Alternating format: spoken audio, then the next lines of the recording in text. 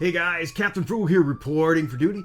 And you know, sometimes we just need another controller, but we just don't want to pay those high prices. You know, those first party controllers that can run you $50, $45, $100, and we just don't want to get them. So today, I'm going to review an alternative third party controller. Here's the package for that. Here's an example of the controller here. It's the TTX Tech PlayStation 3 PC compatible controller. So sit back and enjoy.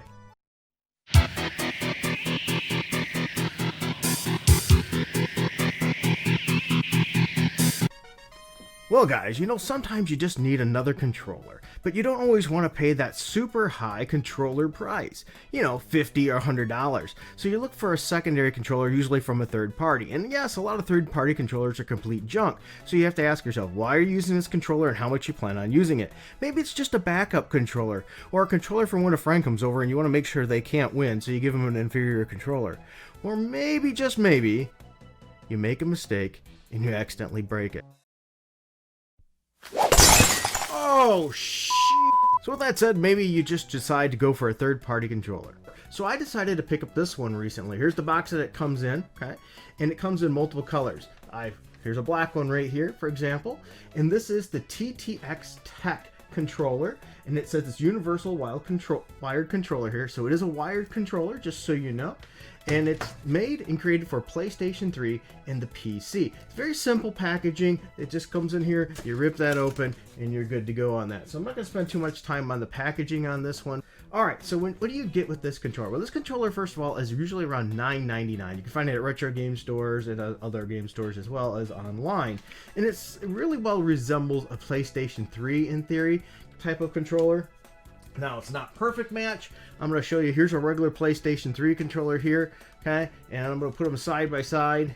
So as you see, there's a little bit of differences, but it's modeled after that, okay? Size-wise, it's a little bit bigger than the PlayStation 3 controller if you put it on top. That's how you use it.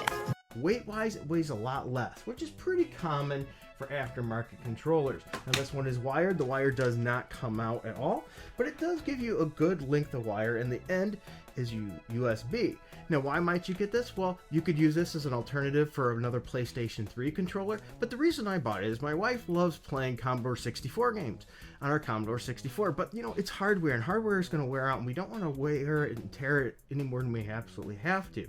So what she decided to do is start emulating. So she put an emulator for the Commodore 64 on her computer, and so she needed a controller to play it. So we got this one here, and I will say it was very easy. We plugged it in and it started working right away. So let's talk about the quality of the controller. As I said, it's quite light, nothing there, but it's got a good long cable and it feels quite sturdy. The buttons, clicky, they feel definitely serviceable. No issue there with the buttons. Good, no problem. It has a start and select button just like the PlayStation 3 controller. The analog pads work very well. They're quite responsive, they're not loose.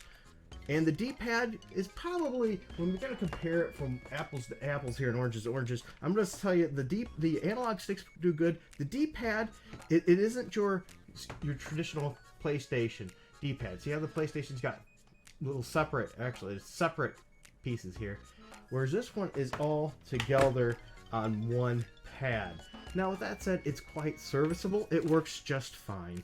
Now if you're a purist, yeah, you're probably not gonna want this. And I understand that. I have a lot of controllers. I prefer first-party controllers in most cases. With rare exceptions, do I really like an alternate version. You know, for example, I like this Afterglow for the Xbox 360. It works really good, feels like one to me. I'll put that to the side here. I've done reviews for the AtPlay 360 controller. Really good controller for the price. I can't complain about it. If you want to know more about that, go ahead and check out my review. I'm just going to set that to the side here for now. I did an in-depth review of that. Or you can even try something like, if you want a GameCube one, AtPlay makes one of those. Maybe I'll review this one soon. Okay?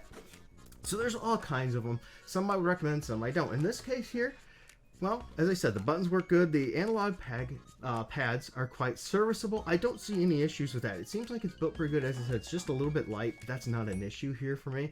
And you can always put a weight in it if you need to. That's what some of the generic ones do. But for a third-party controller for $9.99, it's plug and play, worked great. I've tested it on PlayStation 3. It worked good. It works absolutely great for emulator. Matter of fact, it works so good that my wife wanted a second one to be able to play Commodore 64 players with a friend. So we turned around and got another one, and this one is like a reddish orange. There's also another one in blue. I don't know if it comes with more colors than that. I don't know, but I know at least it comes with this red. They come with a blue one, and they come with a black one at least. And once again, the same quality, same thing. It's the same one, just a different mold for the color of plastic. So for $9.99, once again, cheap package. You can find them real easy. Should be able to find them. You shouldn't have to pay more than $9.99. You'll get a serviceable controller as a backup controller that's not going to cost you an arm and a leg. Now, once again, I would prefer, if I'm playing PlayStation 3, to use original PlayStation 3 controller hardware. But if you don't care, you just want a backup, or you want one for an occasional couch co-op if somebody comes over, this will be good. Or if you want one for video game emulation, once again, I'm not judging. But if you want one for emulation on your emulator, this might be a good alternative for you too. Look, I just dropped that on there.